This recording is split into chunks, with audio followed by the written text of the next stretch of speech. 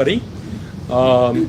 We are going to be studying Joshua 20 and 21, which look in many respects like Joshua 12 through 19, but there's a difference here. And we're going to start getting into some of the issues that confronted those people and issues that confront us today, similar things that we're trying to deal with even in the 21st century. So, chapters 20 and 21 have to do with the allocation of cities of refuge, and we had an awful lot of this in the Pentateuch. Now, chapter 21 has to do with the allocation of territories for the Levites, but we're going to see some things going on in that discussion that it's not as smooth a transition as people would like to see, or as there's still issues. Anytime you're divvying up territory, even if you have a good neighbor, if you're going to sell your property, you want some surveyor to check it out, and sometimes we have those property line issues, sometimes friendly and sometimes not. These are property line issues, and sometimes they're friendly and sometimes they're not. But we're going to see why it is that they're divvying things up the way they are, okay? First of all, the cities of refuge. The Lord spoke to Joshua, saying, "Say to the Israelites, appoint the cities of refuge of which I spoke to you through Moses, so that anyone who kills a person without intent or by mistake," now that's kind of interesting because some translations have without intent and some have by mistake. So this one's got them both. Okay, in any event, it's an inadvertent tragedy, an accident, okay? But somebody died as a result of it. They may flee there. They shall be for you a refuge from the avenger of blood. Now, the law of Moses said that if somebody in your family dies even accidentally because of the actions of somebody else, someone in your family can be assigned the role of avenger, and that avenger has the right to kill the person who accidentally killed your relative, unless that person was able to escape to a city of refuge. Okay? And let's see what happens when they do. The slayer shall flee to one of these cities and shall stand in the entrance of the gate, at the entrance of the gate of the city, and explain the case to the elders of that city. Then the fugitive shall be taken into the city and given a place and shall remain with them. Okay, now what you have here is they're not taking the claim of accidental death at face value. But it's almost like a grand jury. The person is being accused and there's going to be a trial. Even after a grand jury indicts somebody, they are still presumed innocent, okay, until the trial happens. And once the trial happens, then they determine whether or not the person is actually guilty or innocent. In this case, what you have is an indictment, and the person is claiming sanctuary until the case is resolved. All right. And if the avenger of blood is in pursuit, they shall not give up the slayer because the neighbor was killed by mistake, there having been no enmity between them before. Now, understand, this is a presumption of innocence. It's a principle that we still have. In some countries, if you are accused, you are presumed guilty, like in France. In Louisiana, they don't follow English common law. They still go back to Napoleonic law. If you're accused in Louisiana, under the Constitution, you are innocent until proven guilty, but in Louisiana, maybe not so much. Anyway.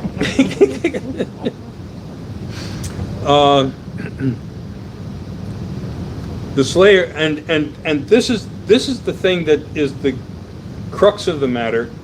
It's there having been no enmity between them before. Now, if these two had issues, even if the death is accidental, you're still guilty. Because maybe it was an accident, but maybe it was like, what do you call it? A fortuitous accident. Okay.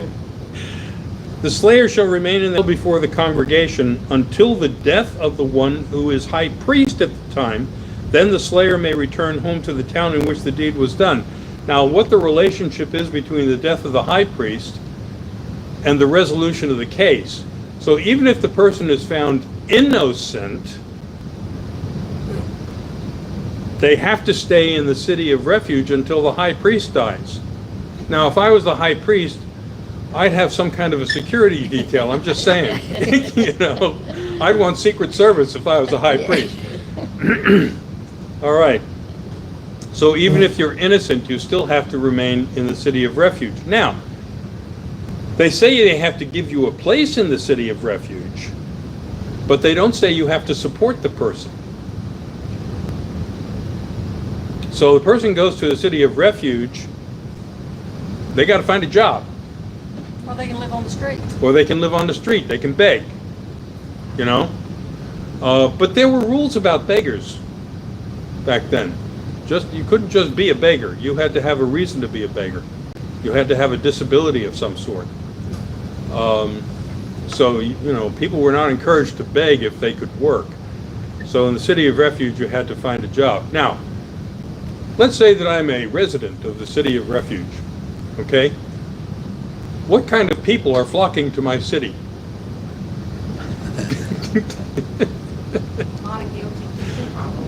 Yeah, some guilty people are flocking to my city. And what do you think their recidivism rate might be? I don't know, but it doesn't sound like it would be a town where the real estate values would be all that high. I'm just saying. Okay, so they set apart Kadesh in Galilee, in the hill country of Naphtali, and Shechem in the hill country of Ephraim, and Kiriath Arba, that is Hebron, in the hill country of Judah, and beyond the Jordan, east of Jericho, they appointed Bezer in the wilderness in the tableland from the tribe of Reuben, and Ramoth in Gilead from the tribe of Gad, and Golan in Bashan from the tribe of Manasseh.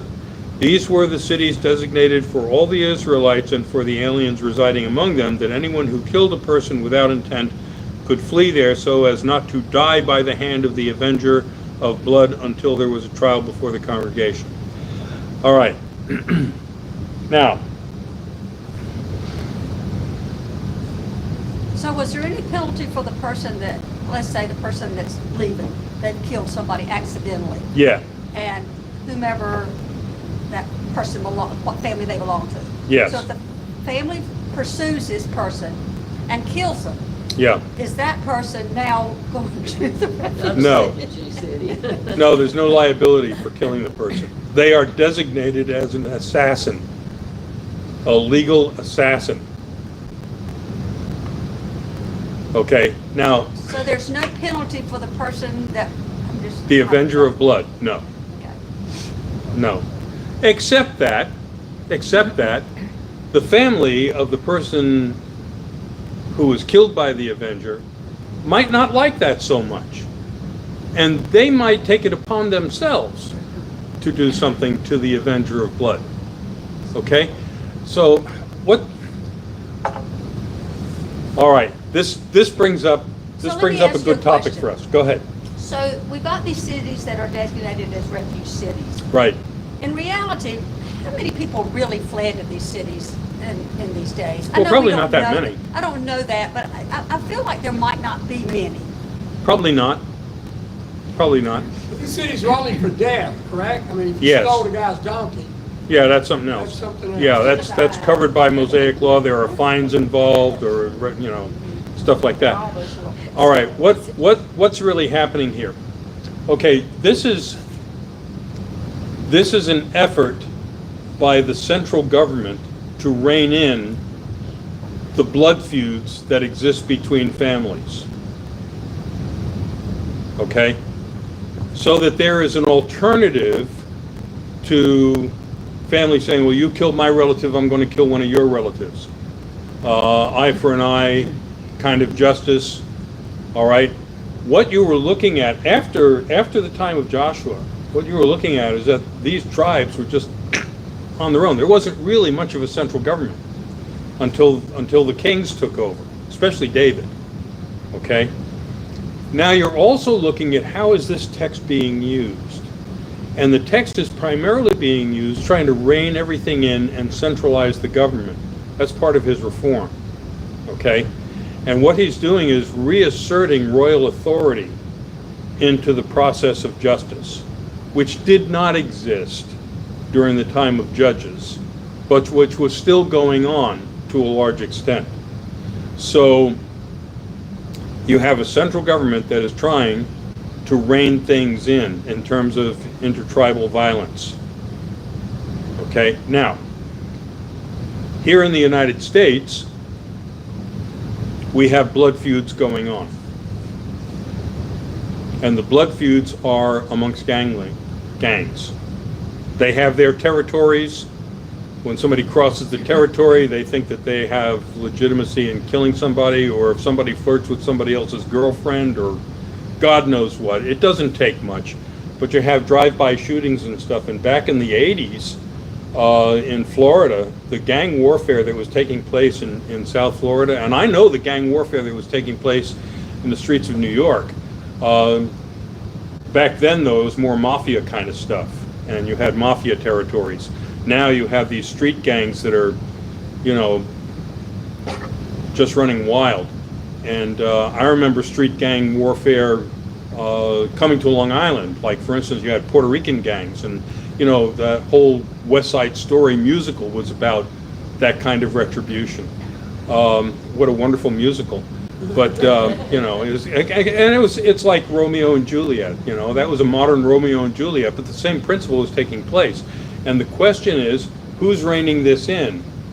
And so this is an attempt by the central government to rein things in and to cut down on street violence, basically.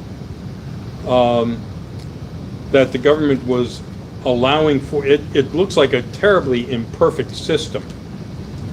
Okay, it really is a terribly imperfect system. And what you're looking at is that the government making a try at it, but compromising.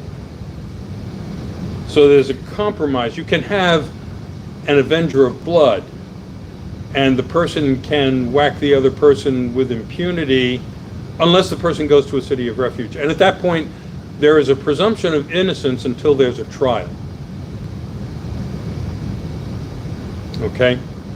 And the thing that's awful about this whole system is that this isn't local justice. You can't resolve these blood feuds in the town where they happen.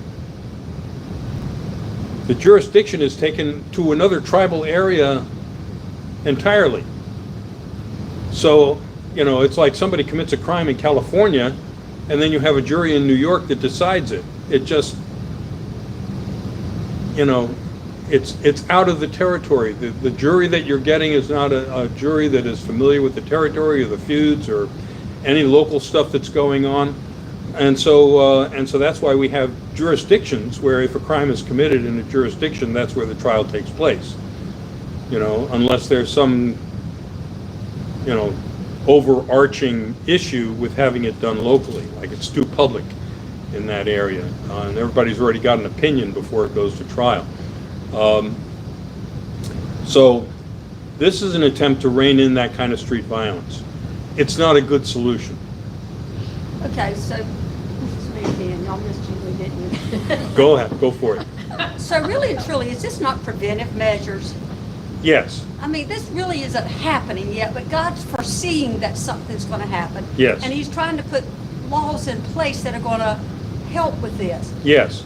You know, when we're reading this and we're talking about this, it makes it sound like that these people are killing each other and doing all these horrible things, and they may be, but they've been traveling together for years. Yeah. And so it seems to me in my mind that this is preventive, that this is what I'm putting. So in place, which God has- they're trying to kill the person who's saying, "Are we there yet? Are we there yet?" That's right. So, you know, it makes us think that things are horrible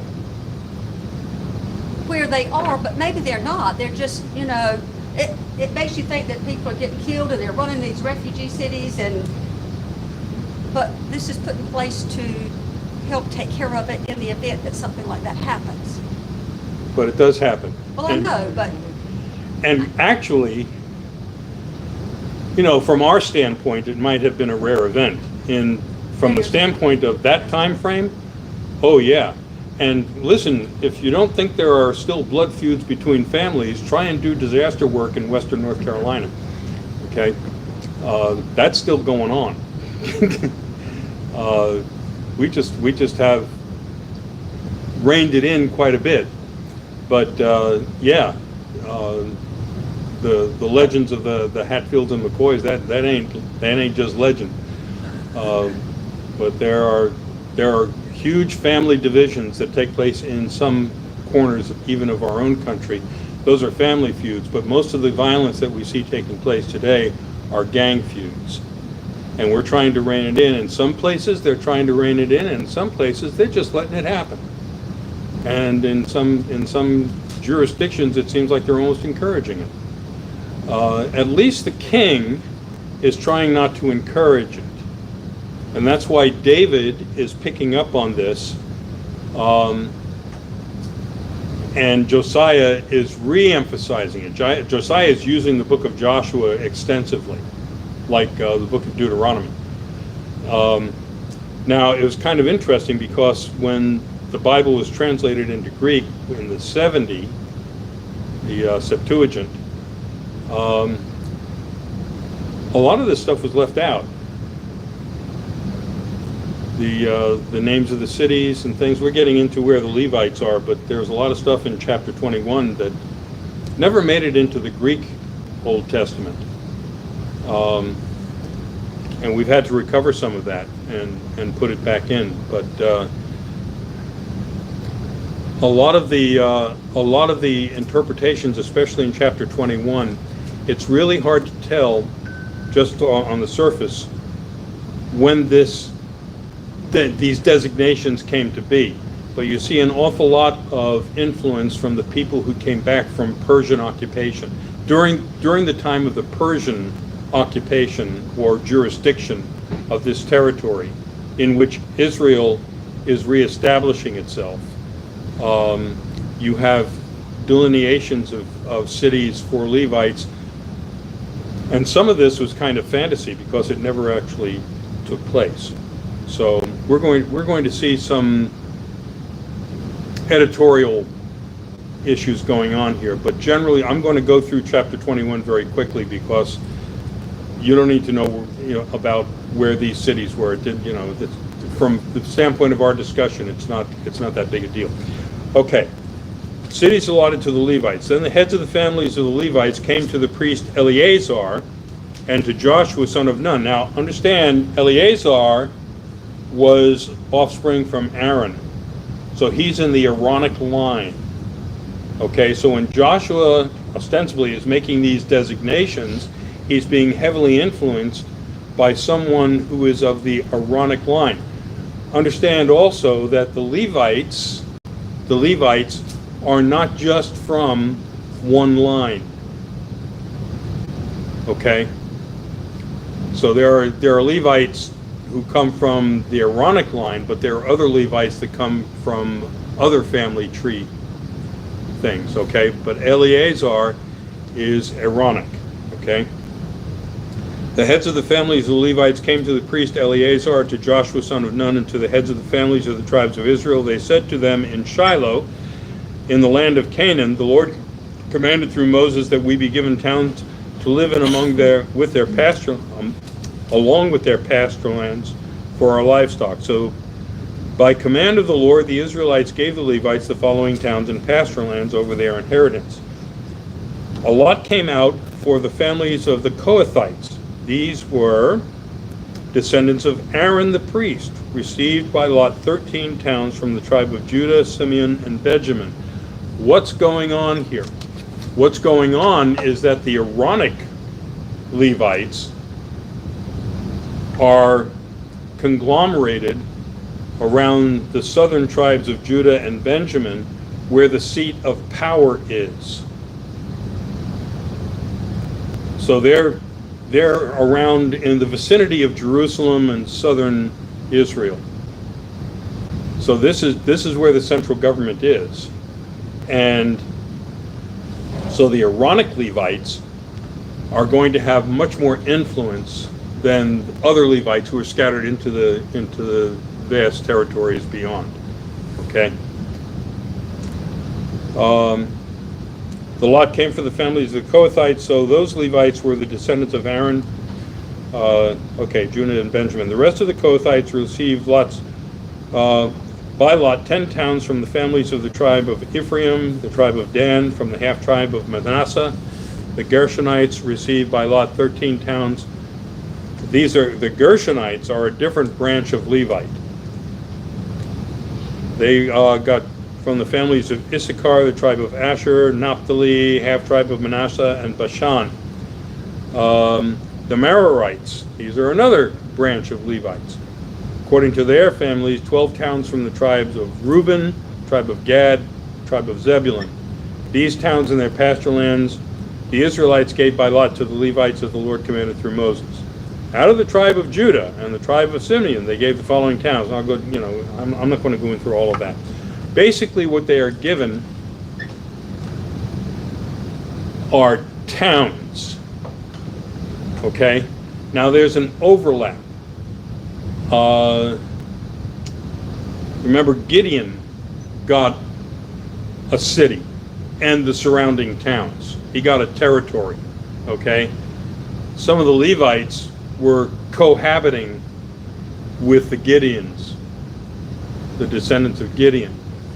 So the Levites were the priests. Yeah, well, So they were the priests. Town, do they go out and preach in the surrounding areas, or do people go into the towns? They had a role that was more rabbinic. Now they did A role that was what? rabbinic. In other words, they were leaders in the community. They were the adjudicators of the law. They were the teachers of the law. So they ran the schools. Okay, and there were schools. Hebrew boys were literate. Okay, they were the ones who, you had to memorize the Pentateuch. Like you should be able to recite the entire Pentateuch if you went through one of their shuls. So, but they were the adjudicators. And like, for instance, some of the towns that they are assigned are also cities of refuge, and they are the ones who are the adjudicators in the city of refuge. Okay. Now they say you go to the gates of the city and you proclaim to the elders. The elders were the ones who were the gatekeepers.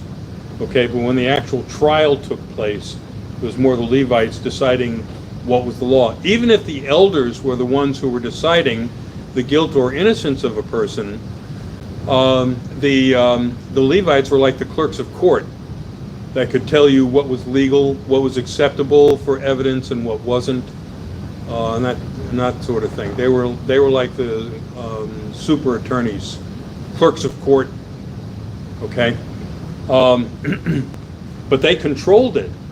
Just like our Supreme Court. When you look at a ruling from the Supreme Court, you might have the signature of the Supreme Court justice on it, but it was a battery of clerks that composed it. Okay. Now they composed it based on what the judge wants, essentially, based on the judge's own interpretation. But as far as drafting the thing, that's done by the clerks in the Supreme Court. So these guys are the adjudicators of the law. And not only are they the adjudicators of the law, but they are also the representatives of the central government, because the central government does not have a division so much between religion and state. So the laws of the state are religious laws.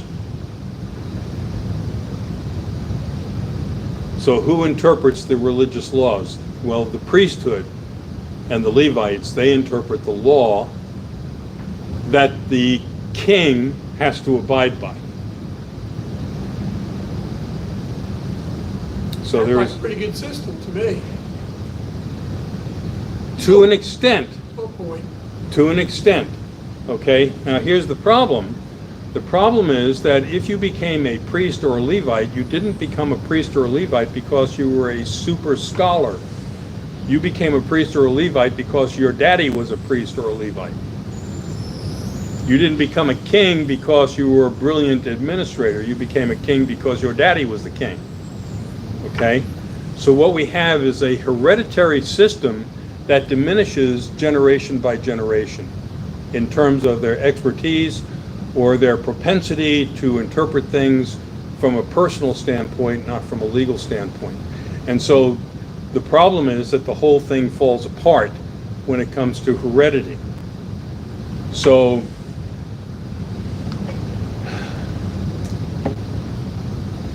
I think now there's a lot of discussion going on within the Roman Catholic Church right now with regard to the priesthood. From my understanding, I could be totally wrong, is that there are some jurisdictions where the Roman Catholic Church now is much more open to priests being married if they are from a territory where the Catholic Church is extremely weak and it's hard for them to find priests. So that might, I think that was a recent ruling by the Pope. I'm not sure, can't say that for sure. Yeah, I read something once, and it may not be true, but one of the reasonings, if not the dominant reason, for requiring priests to be celibate and not married is because when they died, everything they owned went back to the church. Yes. And that's not, in my opinion, a good reason. Well, For priests not married. there is also the reason that you don't want the priest to be hereditary. Okay, the celibacy laws were put in place where this kind of thing, where you could inherit your daddy's priesthood in a sense, and so they said no, we need to stop that. The priesthood needs to be a calling, not an inheritance. Back under this You certainly see system, the flaws in that, yeah. which have certainly exacerbated over the last few years with the homosexual priest and all these kinds of things. Yeah. That, and I guess there's no perfect system for anything, but. Well, there isn't, because I got in, I mean, in our world, you're more accepted this may not be right, but I think you're more accepted that if you are married and you are a family person than if you're a celibate, non-married, individual. Yes. Now, in Judaism, rabbis have more credibility. Rabbis have more credibility if they're married. Okay.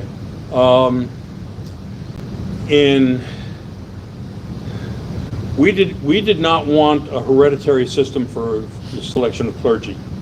Okay, even though I'm a preacher's kid, I'm not a smart one. Yeah, and it didn't have to be hereditary. I mean, it doesn't have to be. Just because you're a priest or you're a pastor, your children didn't have to be pastors. They chose whether to do that. That's correct. Yeah. And, Well, they were called to do that. and I think most people are called to be preachers. You see kids that grew up in families that were really broken and they become a preacher. And some of it was their upbringing, but I still feel like it was a calling.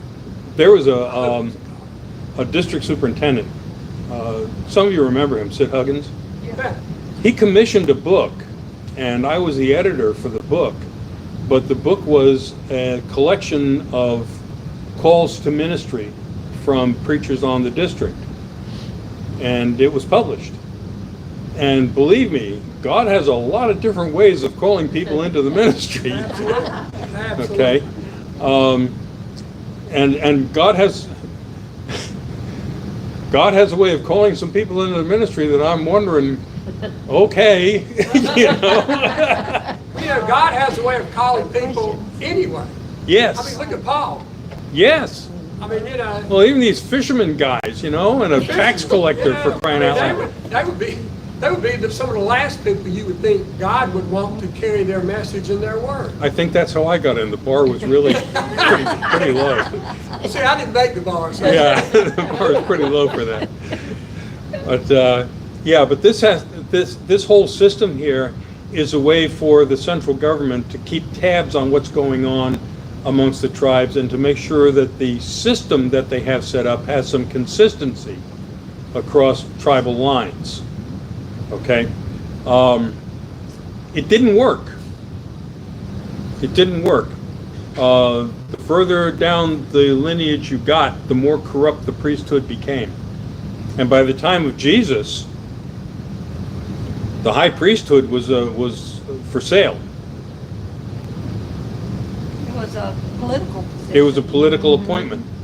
Yes, it was a political appointment. And this is the problem that you have whenever religion and government are synonymous.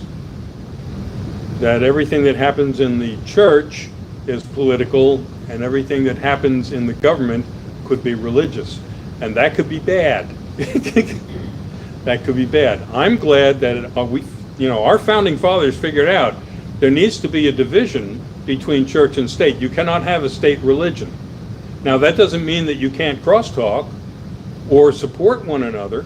You know, like for instance, we're highly invested in helping a local school. Okay, and we pray for the teachers and let them know that. Okay, but we don't insist that teachers come to church here. Okay, and we don't have a block of instruction on Methodism in the school. Okay, so we are supportive. Okay, at the same time, like I'm director of a local pantry, and we go to food bank to get a lot of our food, except that we're not getting a lot of food lately. But food bank is supported by government grants, and the government uses food bank to move USDA food surplus to the poor. Okay, we're not involved in that program anymore because of some of the onerous regulations that they had during the last administration and before.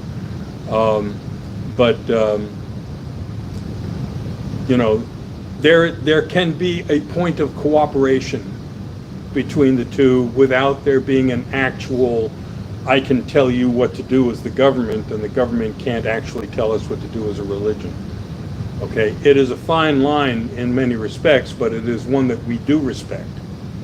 And I know that under some administrations, the government really wanted to put a lot more controls on religion, and their regulations were terribly onerous, not respective of the way a local food pantry would operate.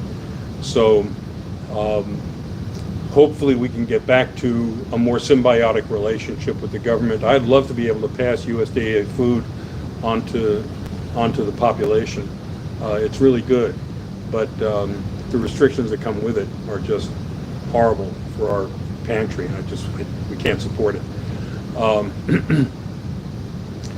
So anyway, what's going on here is you see a governmental religious intrusion into local communities, a sense of control, and there needed to be that. If Josiah's reform was going to work, they needed to have a strong central government rather than the chaos that you had under the judges. So when we get into the book of Judges, you're going to see that it's the Wild West, and we're trying to avoid that even today. Even though on the streets of some cities, it's the Wild West. They are not doing what they need to do to rein things in, and hopefully they can remedy that. But anyway, I'm not going to go into which cities, which Levites got. It's just that if you were a descendant of Aaron, if you were on that Levitical line, you were close to the central power of the government. If you were not, you were out in the territories. Okay, and some of the cities that were given to the Levites and the pasture land around them, okay, were cities of refuge. But each tribe had an infusion of Levites into it. And that was by design. Now, the apportionment, it's interesting because the apportionment of the Levites was not like an ownership. It was a place where they could reside and live and support themselves. But they were in the jurisdiction of tribes. The tribes actually had the primary jurisdiction for administration of the cities. The Levites were just in there, and they served a governmental function in those cities and religious function. Okay, another thing to bear in mind also is that during a time when, people couldn't always come to Jerusalem for sacrifices, and there were altars in the territories that where sacrifices were performed. And those altars were places of sanctuary. And so before these sanctuary cities were really working, an altar could also serve as a place of sanctuary. And under Solomon, there were some people that David wanted to whack, but he had restrained himself. And they went to the altar and grabbed onto the altar as a form of sanctuary, and that did not work with Solomon. Okay. All right. So anyway, that's what was going on in chapters 20 and 21. But understand that these divvying up things that were taking place had a strong central government function, and that Josiah really, David wanted it because he was establishing his kingship and his authority. Josiah picked up on that as part of his reform movement, and that's why these things are so strong in the book of Joshua. But I want to add one thing before we go, and that's at the bottom.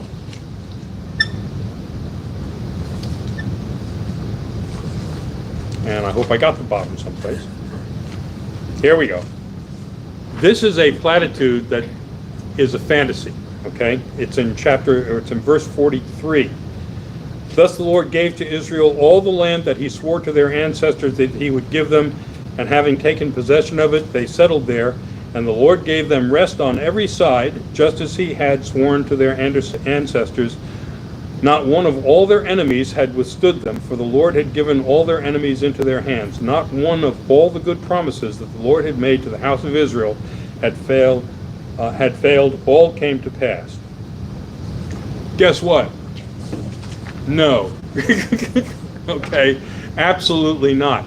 And it contradicts what was said earlier in Joshua, that Joshua did not conquer all the territories. There were a number of territories that were still open, like the Philistines and some other northern areas that he had not taken. So Joshua did not conquer all these territories. Israel was not ever the size of what God said would be the promised land. So just understand that they're trying to gloss over something here, okay? All right, well, see you next week, and thank you for checking in with us. Thank you, Dennis. Glad for everybody who's been watching us online. You can respond to me at revlev@nccumc.org, and that's my email address. Love to hear from you. Haven't heard from you yet. Go ahead and send it in. They want us to go, Keith. You want to talk?